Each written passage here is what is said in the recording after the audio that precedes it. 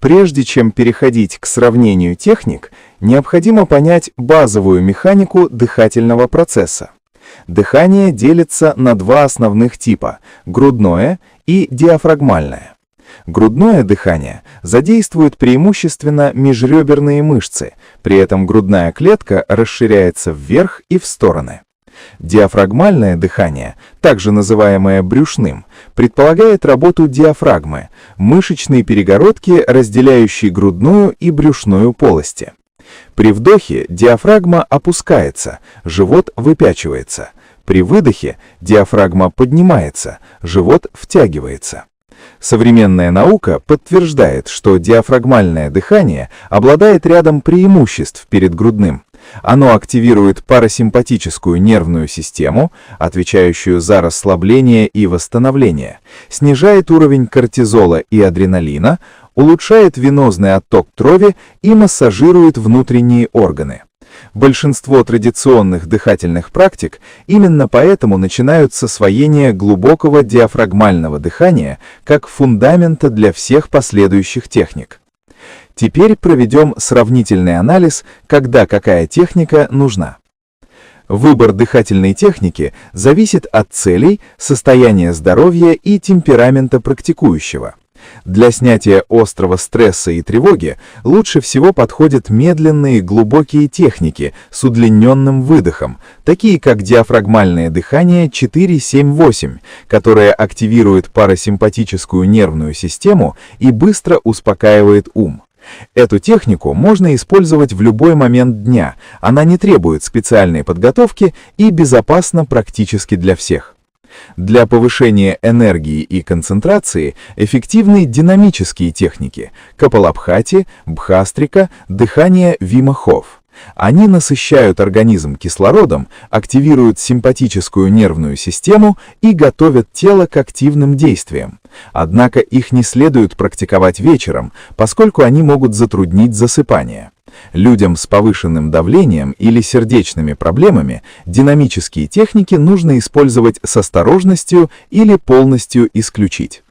Для медитативной практики и углубления самопознания традиционно используют технику осознанного дыхания, когда внимание мягко удерживается на естественном дыхательном процессе, или нети-кришна-пранаяму для гармонизации полушарий мозга.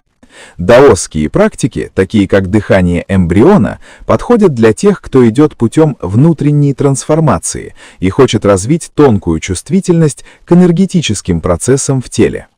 Для работы с конкретными заболеваниями, астмой, гипертонией, хронической усталостью существуют специализированные методики, такие как метод Бутейка или мягкие йогические пранаямы. В этих случаях важно консультироваться с врачом и практиковать под наблюдением квалифицированного специалиста. Есть и практические рекомендации для начинающих. Независимо от выбранной техники, существуют общие правила, которые сделают практику безопасной и эффективной.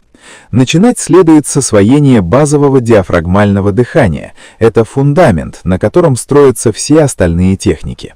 Лучше всего практиковать в спокойной обстановке, в удобной позе, желательно натощак или через 2-3 часа после еды. Одежда должна быть свободной, не сдавливать живот и грудь. Начинайте с коротких сессий 5-10 минут и постепенно увеличивайте продолжительность. Не форсируйте результат. Дыхательные практики действуют мягко и накапливают эффект со временем. Если во время практики возникает головокружение, онемение конечностей или тошнота, следует остановиться и восстановить нормальное дыхание. При наличии хронических заболеваний перед началом регулярной практики необходимо проконсультироваться с врачом. Дыхательные практики — это мост между сознательным и бессознательным, между телом и умом. Они доступны каждому, не требуют специального оборудования и могут практиковаться в любом месте. Регулярная работа с дыханием постепенно меняет не только физиологию, но и восприятие жизни, делая человека более устойчивым к стрессу, внимательным к своим состояниям и способным управлять внутренними ресурсами.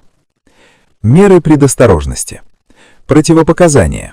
Практики с задержками дыхания и гипервентиляцией Вим Хоф, Капалабхати запрещены при эпилепсии, высоком давлении, сердечно-сосудистых заболеваниях, глаукоме и во время беременности. Безопасность. Никогда не практикуйте интенсивные техники с задержками или частым дыханием в воде, за рулем или стоя у открытого огня или на высоте. Ощущения. Если вы чувствуете сильное головокружение, онемение конечностей или тошноту, немедленно прекратите практику и вернитесь к обычному спокойному дыханию. Консультация. При наличии хронических заболеваний проконсультируйтесь с врачом перед началом регулярной практики.